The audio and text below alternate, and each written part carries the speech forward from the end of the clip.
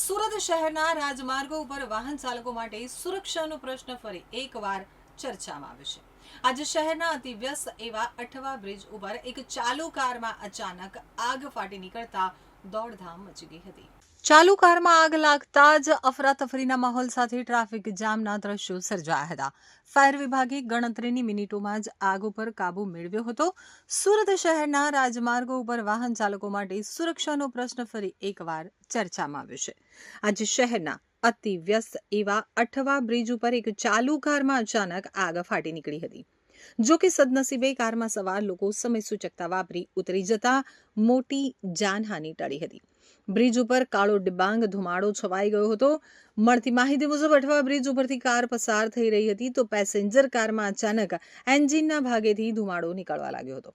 Driver કંઈ પણ સમજે તે પહેલા જ આગે વિકરાળ સ્વરૂપ ધારણ કરી લીધું હતું. બ્રિજ ઉપર કાળો ડિબાંગ ધુમાડો છવાઈ ગયો હતો. આગ લાગતાની સાથે જ કારમાં સવાર તમામ લોકો તુરંત બહાર નીકળી ગયા હતા, જેના કારણે કોઈ ઈજા કે જાનહાનિ થઈ ન હતી. ઘટનાની જાણ થતાં જ સુરત ફાયર બ્રિગેડનો કાફલો તાત્કાલિક ઘટના સ્થળે પહોંચી ગયો હતો.